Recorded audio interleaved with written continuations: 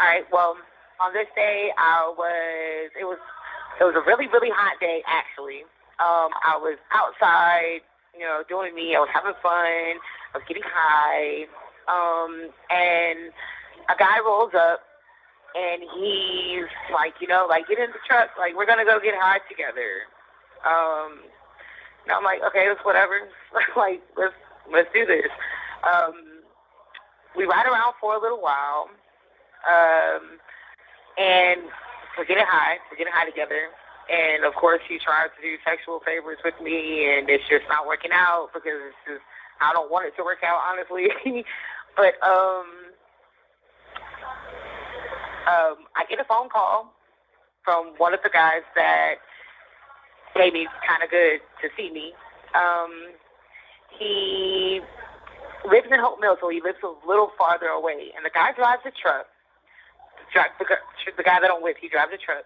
The truck's kind of big. It's like a Yukon XL, like it's like an extended cab or whatever. He takes me. Before we even pull off from the place that we're at, he looks at me. He lets me know, like, I'm gonna need gas money. Now, I'm like, okay, that's cool. You can get your gas money when I pull up to the house. Before I even do anything, I'm going to come out and I'm going to give you your gas money. I was thinking this guy was going to pull out on me. He didn't pull out on me. We pull up to my date's house. I get out the car. I obtain the money from my date to give him his gas money. I put the rest of the money in my pocket. After we did the exchange or whatever.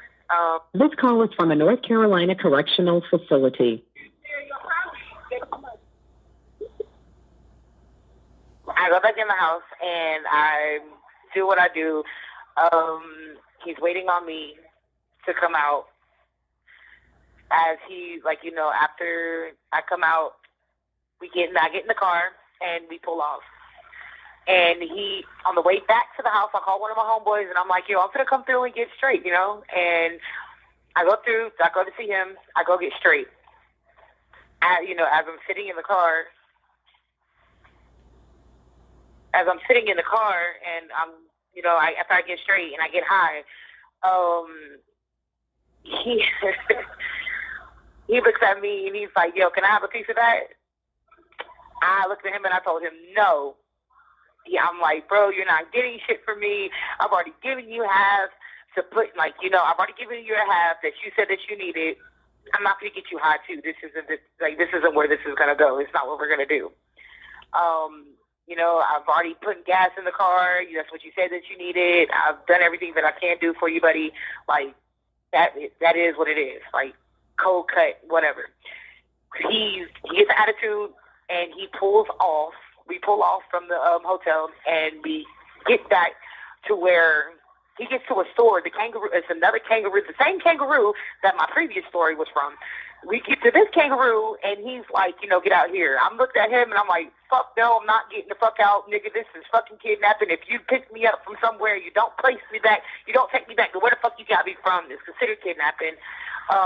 He looks at me like I'm crazy, and he pulls off, and he takes me to the side of the military pawn shop. To the military pawn shop on Bragg Boulevard. When we get to the military pawn shop on Bragg Boulevard, he stops the truck, he puts it in park, and he picks up my Louis Vuitton purse and he tries to throw it out the door. Like, I grabbed onto him. I grabbed my purse, and I'm trying to fight him because I still have stuff inside of his car. He's trying to push me out. As I grab onto him, he locks onto my neck. And he opens the car door as he's locked onto my neck. Now, he falls out on top of me, out of the truck. He's beating me like I'm going in and out of consciousness. He's beating me to sleep, like beating me in and out of consciousness. He's beating me, basically he's punching me, and I'm going to sleep and waking up as he's punching me. When he hits me, I don't know what happened, to be honest with you. I don't know how exactly his finger got into my mouth, but when his finger slipped into my mouth and I felt I latched down on it and I started grinding my teeth because I'm thinking that's the only way that I can get this man away from me right now. So I'm gritting my teeth, and he's like hitting me with his other hand, trying to get me to let him go. And I turned my face, and I felt like a warm gush in my mouth, and I heard a pop, and he got up off of me, and I'm wondering like, what the fuck just happened? So I spit, and when I spit his fingertip out onto the ground, and he gets in his truck, and I guess he hauls ass.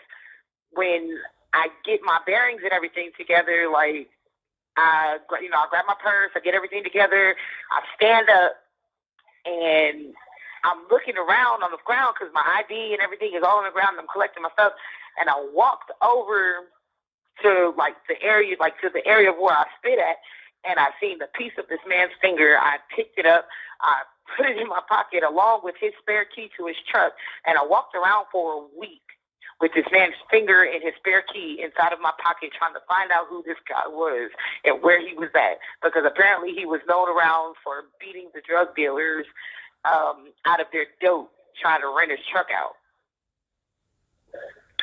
But I mean, long story short, I haven't seen or heard about this guy, and it's been maybe like a year or two, maybe 2 years, 2.5 years